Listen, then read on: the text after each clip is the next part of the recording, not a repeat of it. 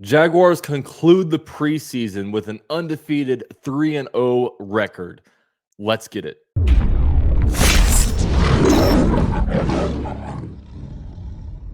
So the Jaguars last night defeated the Miami Dolphins 31-18 and capped off the preseason. And look, this game was the pinnacle of the preseason, not only because everyone played well and we won, but it was because we got to see the most starting action from our starters. And also, it was the lone preseason home game the Jaguars were able to play. So going into this game, they were expecting stars to play about a quarter and a half to, a half. But with this game, the Jaguars starters only played 2 drives just because the drives were very long. They were sustained drives. They were moving the chains. It was something that was really, really fun to watch. So, yeah, I mean, it was a really, really encouraging game. I mean, the offense just looked explosive. Like I said, man, they were, Calvin Ridley was getting the ball a bunch. The run game was good. Trevor was throwing a bunch of like dots, only had like a couple of like bad throws. When you look at his stats, he was 8 for 10 for 92 yards, no touchdowns, no interceptions. He only, like I said, man, he was just converting. He had some really good throws, and it was just really fun to see our offense out there. I mean, nothing super like explosive outside of Calvin Ridley, play, but man, we were like, we were converting first downs on second down. We were moving the chains. Everybody was getting involved. It was just really, really fun to watch. And look, and the 2 drives, I'm going to say the Jags were 2 for 2. Look, Tank fumbled a ball. If he would have held on to it, he would have had a touchdown. But, that's one of those things where it's like no harm, no foul.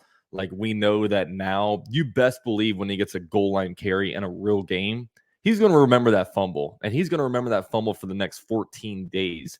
So, and look, Tank is going to be our red zone running back. I mean, Tank's going to be that guy that – and short yardage plays and then goal line plays, like they're wanting to give him the ball. So he is going to have to learn that. And luckily, he learned the hard way in a game that doesn't matter, So, unfortunately, it did rob us of a touchdown, but in the whole grand scheme of things, I mean, the offense basically got a touchdown because that was just an excellent drive. Calvin Ridley made an insane catch on the sidelines, which when I logged into Twitter, not only were Jags fans going crazy, but you were seeing national media going crazy. I mean, like PFF was retweeting it. Some national guys were all over it. Underdog Fantasy was talking about it. There was just a lot of talk about that play, and it was pretty good. And I know a lot of people didn't really see the catch. I mean, when I looked at it, when he caught it, his right heel was down, and then he hit the other foot on his way out. So I saw the catch. A lot of people didn't. You had to kind of watch it in slow-mo. But, it was great. It was really good. Calvin Ridley finished with 3 receptions for 50 yards in just 2 drives. Calvin Ridley is gonna be that dude. I mean, he's gonna be the really, really fun, to have on the Jaguars. And you see Trevor Lawrence, when Trevor Lawrence is maybe unsure about a play, or if everybody's running the same route, or if he's maybe in danger, he's gonna look at Calvin Ridley. I mean, if you're playing fantasy football, that Trevor Lawrence, Calvin Ridley stack is going to be insane this year. So that was really, really cool to watch. The wide receiver 6 spot, man, it is, it's very much up for grabs still. I mean, a bunch of guys had good plays. Tim Jones had a pretty bad drop in the red zone, but he also burnt somebody for a 74-yard touchdown pass. Seth Williams had a really good deep ball catch. Elijah Cooks continues to look really good. It's going to be tough cut downs for the Jaguars at that spot. So, we'll continue to kind of see what happens. And just overall, look, this offense, it just feels like we're going to be scoring 30-plus points per game. I mean, we are just – the offensive line is good. We have like 3 really, really good running backs. When you bring Travis Etienne, Tank Bigsby, and then you throw in the Ernest Johnson out there, the running game is looking really good. Wide receivers, I mean, they're all over the place. Not only do we have Calvin Ridley, but, we have Christian Kirk, Zay Jones. I mean, we have Jamal Agnew who can make some plays. The tight ends are really good. Like, we have really athletic and some really nasty tight ends. Like, I love Brenton Strange right now. Like, the guy just plays really nasty in the run game, and then he runs nasty with the ball too. Just the offense just looks like it's going to be really, really good. And I'm just I'm so excited for it. I really am. I mean, we've gone through, as Jaguar fans, I say this all the time. I sound like a broken record, but it's so true, man. We've been through so much crap when it comes to the kind of product that we've seen in an offense. We've seen Chad Henne run out there with Jed Fish as an OC. We've seen, 6 straight years of different offensive coordinators. We've seen, trying to bring in some of Foles' magic to maybe revive what, we had in the 2017 season. Nothing has worked. And, now I feel like we've got it. We've got the quarterback to go with the head coach, to go with the receivers. It's going to be awesome, and I can't wait. Now, defensively, look, 2 rookies had interceptions this game, Eric Hallett and Yasir Abdullah. And look, like, the rookie class has been showing really, really good stuff this draft. Not only from the day 1 and 2 guys. I mean, Anton Harrison has been really good, although he did have one bad, holding call this game. But hey, whatever. He's a rookie. He's going to go through his struggles. I mentioned Britton Strange has been really good. Tank Bigsby's been really good. But our day 3 guys have also been really good. You look at Yasir Abdullah has been really good the whole entire offseason. You've had, different rookies get involved in the defensive backfield, like Eric Hallett. You've had, unfortunately, Antonio Johnson got hurt kind of early on. And yeah, it's just, Ventrell Miller has flashed. It's just been a really, really exciting rookie class. And I can't wait to kind of see, once the real season gets here, how much these guys contribute. I can really see the day 2 guys, days 1 and 2 guys are going to contribute. But I want to see, does Yasir Abdullah, does he continue his contributions once the season starts? How about, other guys? Does Ventrell Miller get some snaps on the base defense once the season gets here? Does any defensive back maybe get some snaps at nickel? We'll see. It's gonna be some fun stuff. Now, also I want to mention that, look, K'Lavon Chaisson didn't have any snaps this game. No idea why, but generally when something like that happens, when a player doesn't get any snaps, it means that they're on the trade block and they don't want them to get hurt. So I don't know if they have like something in place for him. I mean, I don't know. I don't see him going for anything more than like maybe a 6th round pick at most. Just 1 year left on his contract. He's actually due a decent bit of money since he was a 1st round pick, but maybe he's involved in like a trade package. Like I've seen the pass rusher Gibson for the Bears. He's been rumored to potentially be traded because he wants out of a 4-3 defense. And then maybe, with that, they trade him over there, try to, maybe throw in K'Lavon Chaisson to lessen the load. I don't know. I mean, I don't know what's going on. I don't know if there is a trade that's imminent for him, but I can't imagine they're going to hold him out just because they know they're going to cut him. And look, I mentioned in a video a few days ago that I think he gets cut, but then like coach has been adamant, this is a good player, core 4 special teams guy. He's going to be on an NFL roster a long time. So there's a lot of like, the Jaguars are talking like this guy is like a Hall of Fame special teamer right now. So I know I'm not a huge fan of him, but the fact that he got no snaps after basically getting like almost every series when the ones weren't out there in previous preseason games, I'm not really sure what's going on there, but I'm definitely going to be monitoring that going forward, especially up until Tuesday. Now, injuries-wise, Ventrell Miller left the game in the 3rd quarter, did not return.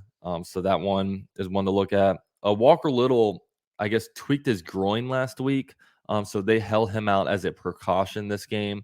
So, yeah, the offensive line stuff kind of continues. But other than that, I mean, weren't any big injuries to any Jaguars, which is good. So they have 14 days to kind of rest up for the next game. And hopefully we get a clean bill of health these next 2 games because just injuries suck. I mean, you wish the NFL would be such a better game and such a better league if you could just turn off injuries and then every player is at their best and no one's, missing games and no one's a little bit, hindered during a game because they're nursing a certain injury. It would just be so much of a better game, but it's a part of football, unfortunately.